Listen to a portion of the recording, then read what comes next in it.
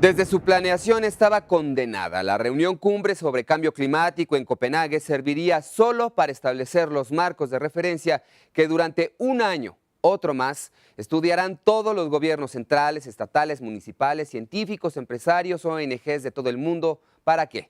Para ver si en estos próximos 300 días y un poquito más logran consensuar la estrategia que deberemos seguir para salvar el planeta y se signa aquí, en México. Así como comenzó hace 2 semanas, así terminó, con muchas expectativas y con pocos resultados, pero resultados al fin. Este es hoy el tema de Pasaporte Internacional, una mirada crítica a los temas de interés universales y la posición de México en el Concierto de Naciones, que por cierto, en materia climática, se llevó las palmas en esta cumbre. Antes, como siempre, repasemos juntos algunas de las noticias derivadas de este encuentro mundial en nuestro primer carrusel internacional. Uno de los personajes de la cumbre de Copenhague fue el ex vicepresidente de Estados Unidos, Al Gore, quien con su documental Una verdad incómoda puso en los grandes medios la crisis del cambio climático. Al participar en la reunión, Gore advirtió que el hielo del Ártico podría quedar prácticamente derretido en por lo menos 5 o 7 años. Los expertos, dijo Gore, son bastante pesimistas sobre el futuro del casquete polar que lentamente se desvanece. Gore también puso en la mesa la posibilidad de que en diciembre próximo México sea la sede de la cumbre sobre el cambio climático de la que surjan verdaderos acuerdos. Con su propuesta de un fondo verde para ayudar a los países pobres ante el calentamiento global, el presidente Felipe Calderón acudió a la reunión de Copenhague. Varias naciones apoyaron la iniciativa mexicana y al participar en la plenaria de Copenhague, Calderón Hinojosa planteó el compromiso de México de reducir un 30% las emisiones de carbono de aquí al 2020. El otro rostro de la cumbre de Copenhague fueron las manifestaciones de cientos de jóvenes que militan en organizaciones defensoras del medio ambiente. Durante las 9 jornadas de la cumbre, la policía de Dinamarca detuvo a más de 1,000 personas. Los manifestantes lograron colarse al salón de sesiones y un par de integrantes de Greenpeace irrumpieron en una cena de gala que se ofrecía a los jefes de Estado. Dicen que es más fácil que una nota musical traspase una roca que una palabra germine en la mente de aquellos quienes no quieren oír. Y en este diálogo de sordos, las imágenes a través del video pueden grabar conceptos no en los ojos, sino en el corazón, porque sensibilidad es lo único que se requiere para salvar a este mundo conflictuado, ambicioso, a veces cruel y despiadado, otras incongruente e ilegible por tantas voces e idiomas reunidas como en un Copenhague de Babel.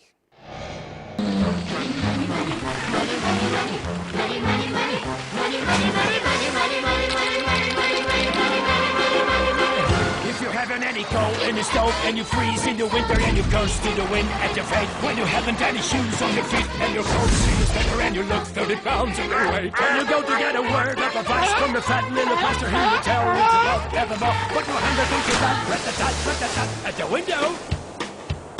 At the window. See how love lights out the door.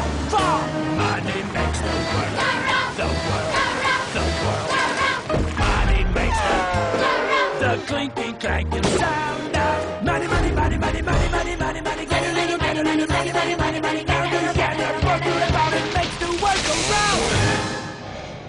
Y para hablarnos hoy de este extenso y complicado tema nos acompañan en el estudio Héctor García Chagoyán, representante de enlace de la oficina en México de la Comisión para la Cooperación Ambiental, Susana Cruikshank, coordinadora de campañas Greenpeace México, y Vicente Ugalde, coordinador académico del Centro de Estudios Demográficos Urbanos del Colmex y doctor en Derecho por la Universidad de París.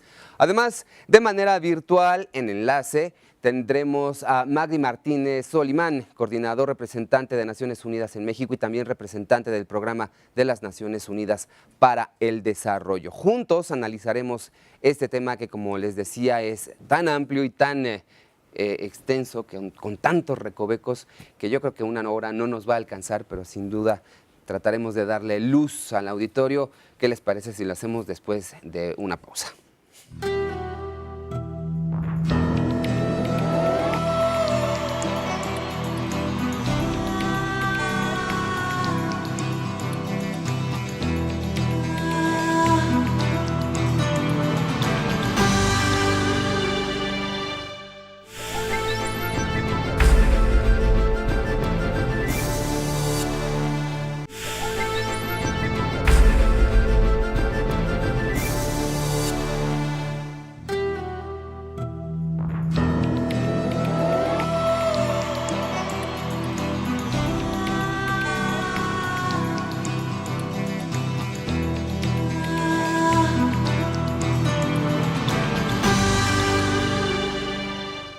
comenzamos este intercambio de ideas con el doctor Magdi Martínez Solimán, coordinador representante de la ONU en México, recién llegado de Copenhague. Doctor Martínez Solimán, ¿cómo palpó el pulso de esta reunión? Gracias por estar con nosotros en Pasaporte Internacional. Bueno, Copenhague da una impresión absolutamente extraordinaria de convergencia de cuatro colectivos, de cuatro actores muy importantes en torno al tema del cambio climático, de la ecología. En primer lugar, es una gran reunión de la sociedad civil. Hay 20.000 observadores de la conferencia de Copenhague que son representantes, líderes de las ONGs, de las organizaciones de la sociedad civil, que están allí para enterarse, para participar, para tratar de influir en el segundo actor, que son los gobiernos, representados en lo que es sin duda la reunión más importante de la comunidad internacional en una década. No ha habido ninguna reunión desde la cumbre del milenio en Naciones Unidas en Nueva York que haya congregado a tantos jefes de Estado y de Gobierno, a tantas personalidades. Es la gran reunión de los gobiernos del mundo para responder al tema del cambio climático y también es la gran reunión de la sociedad civil mundial interesada en el tema. Pero además hay dos participantes más, está toda Naciones Unidas, es una conferencia de Naciones Unidas, por lo tanto están todos los responsables de Naciones Unidas del mundo pendientes de lo que decidan y tratando de ayudar a los gobiernos a decidir en dirección de un objetivo ambicioso. Y por último, hay también una presencia extraordinariamente importante de la que se ha hablado muy poco del sector privado. Están todas las industrias, todos los sectores que trabajan en el reciclado, en el tratamiento de aguas, en los biocombustibles, en las energías renovables, en los coches eléctricos, bueno, cualquiera de los temas que tienen que ver con la tecnología para superar el cambio climático desde la perspectiva del sector privado está también ahí en Copenhague. Y es, en resumidas cuentas, pues yo creo una gran victoria de la ciencia en el sentido de haber puesto de manifiesto que el cambio climático es el mayor reto de nuestros días, es el mayor reto de nuestro tiempo y por eso están ahí todos los que están. Por eso hay cerca de 25.000 participantes en esta conferencia en Copenhague de la que esperamos pues sea el paso previo a una conferencia posiblemente todavía mayor acá en México el año que viene. Doctor, sin embargo, pareciera que hubo varios Copenhagues, ¿no es así? Pareciera que, bueno, los temas a corto y largo plazo pues no estuvieron establecidos del todo. También pareciera que las ciudades, o por lo menos los gobernantes de las grandes urbes, pues llevaron sus problemáticas particulares y esto amplió aún más la agenda. Es como una maraña muy difícil de entender y de explicar, ¿no es así?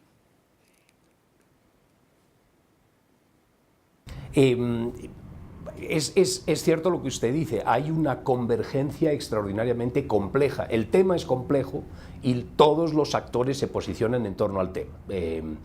Hay un pabellón de las ciudades y de los gobiernos locales. Hemos visto ahí al gobernador Fidel Herrera, hemos visto al jefe de gobierno del Distrito Federal, al licenciado Marcelo Ebrard, hemos visto a numerosos responsables de grandes ciudades, estaba Bloomberg, estaba el alcalde de Nueva York, están todos los que tienen, estaba el gobernador Schwarzenegger con una delegación californiana muy importante. En resumidas cuentas, los poderes locales, que son los que resienten tal vez el impacto más directo del cambio climático y del efecto de los gases invernadero, están muy preocupados por el tema y muy activos en encontrar soluciones al asunto. Pero al final, lo que es Copenhague, y eso es importante tal vez que su auditorio lo capture bien, son 400 negociadores que están en el centro de una acción alrededor de la cual estamos otros 25.000 actores tratando de influir sobre esos negociadores. Pero al final, quienes tienen la palabra no son los alcaldes, no son los gobernadores, no son los científicos, no son los representantes de Naciones Unidas, ni los líderes de las organizaciones sociales, son los gobiernos. Los gobiernos tienen esa responsabilidad y por eso digo que es un hecho sin precedentes el que tengamos pues a cerca de 110 jefes de Estado y de Gobierno, que esté el presidente Calderón, que esté el presidente Obama, está la canciller Merkel, está el presidente Rodríguez Zapatero, está el presidente Manmohan Singh, está el presidente Lula, están los países ricos, los países pobres, los pequeños estados archipelágicos o insulares, están los países africanos, liderados por sus respectivos presidentes y presidentas para tratar de encontrar esa solución. Y esa solución tiene que ser un tratado, tiene que ser un convenio internacional. Yo creo que ya podemos empezar a hablar del Tratado de México, del Convenio de México, porque a eso nos estamos encaminando. La solución va a ser política en Copenhague, pero no da tiempo para redactar un tratado con todo el articulado, con todo el detalle que necesita. Y por lo tanto, tenemos un año, y esta ya sí es la última oportunidad para encontrar todas las letras, todas las cifras, todos los artículos de ese tratado, que ya digo, será el tratado que se firme acá en México el año próximo. Claro, como yo decía al principio, en este concierto de tendencias políticas y necesidades e idiomas pareciera Babel, con las posturas antagónicas de China y Estados Unidos, por ejemplo, las del G7, el G8, etcétera, que al final del día llegan a un solo punto y pareciera que si el cambio climático no representa dinero, entonces simplemente pues no hay interés en él. Es una pregunta que solo se puede contestar analizando las posiciones de los distintos grupos. En la Asamblea General de Naciones Unidas es más fácil porque uno analiza las 4 o 5 regiones. ¿Qué dice Europa? ¿Qué dice Estados Unidos? ¿Qué dice América Latina? ¿O qué dice Asia? Acá los grupos son distintos. Usted citaba algunos. El G77 y China, es decir, el grupo de los países pobres, es un gran actor en la conferencia de Copenhague, pero además están los países africanos, están los países menos avanzados y están los pequeños países que son islas, que tienen una problemática muy especial. Y cada uno tiene una posición especial respecto de, particular respecto de lo que esperan obtener en un tratado, en un convenio internacional sobre cambio climático. Así que tengo que tratar de contestar su pregunta por partes. Y permítanme, porque me parece que es crédito debido, empezar hablando de México. México ha tenido una posición extraordinariamente inteligente y conciliadora, tratando de construir puentes entre todos esos distintos grupos, entre esos diferentes intereses, en 3 direcciones. Primero, finanzas, por lo tanto, dinero para resolver el problema del cambio climático en los países pobres, los países que no tienen tecnología, que están avanzando hacia un desarrollo contaminante y que podrían hacerlo de otra manera, podrían tener un desarrollo limpio si se les dieran las herramientas financieras y tecnológicas para hacerlo así. México ha puesto sobre la mesa la necesidad de constituir ese fondo verde, y al final de una propuesta mexicana se ha derivado una propuesta de México, Australia, el Reino Unido, de Gran Bretaña, Irlanda del Norte y Australia, y Noruega, una propuesta en la que el Fondo Verde se complementa con algunas contribuciones de otros países y donde ya hemos empezado a oír que la Unión Europea va a contribuir, que Japón va a contribuir y el último anuncio de la secretaria de Estado Hillary Clinton, que también Estados Unidos va a contribuir. Hay una discusión sobre cuál deba de ser esa cantidad, pero ya estamos hablando de 100.000 millones de dólares por año a partir del año 2020. Por lo tanto, esa es una cifra equivalente a todo lo que contribuyen los países donantes del planeta a la cooperación al desarrollo en todo el mundo cada año. Por lo tanto, estamos ya hablando, y tiene que ser dinero fresco, dinero limpio, dinero nuevo que se aporte sobre la mesa, pero estamos ya hablando de que va a haber 2 cooperaciones al desarrollo en el mundo, la tradicional y la de cambio climático. ¿Qué han planteado los países pobres? Uno, que necesitan esa transferencia de tecnología, que necesitan esos recursos, pero además han planteado de manera muy fuerte que los países ricos, que acumulan la deuda histórica climática, que son los responsables del efecto invernadero, que son los responsables de la contaminación del planeta, tienen que comprometerse también al cambio en su modelo industrial, en su modelo tecnológico y a reducir sus emisiones. ¿Cuál ha sido la posición de Estados Unidos? Podemos decir que Estados Unidos ha llegado tarde. La verdad, no era fácil para la administración del presidente Obama, para la secretaria Hillary Clinton, viniendo como venían de un periodo de 8 años de gobierno de la administración Bush, que se había negado de manera reiterada a firmar el protocolo de Kioto y a comprometerse a ningún tipo de recorte de emisiones. Por lo tanto, ellos arrastran una herencia muy difícil y están tratando de desandar lo andado y de recuperar una participación constructiva, a la que, por cierto, también se ha sumado Japón y otros países como los productores de petróleo, notablemente Arabia Saudí y los países del Golfo.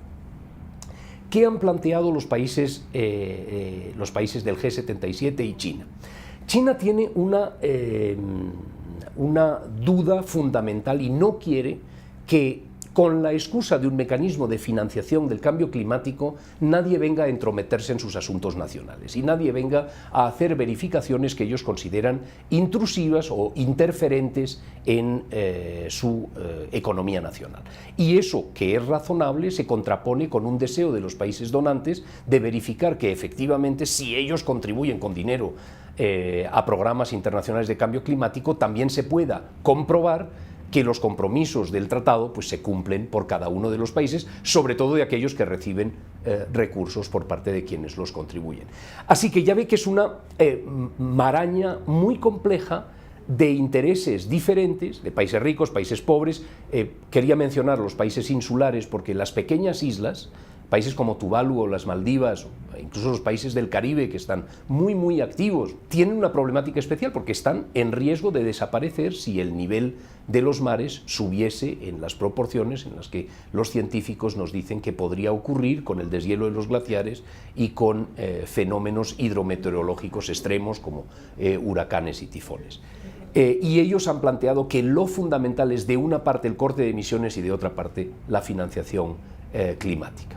Así que en esas tres posiciones, en esa, ya digo, maraña muy compleja, al final la cuestión se resume en una. Ningún grupo de países pueden obtener todo lo que quisieran.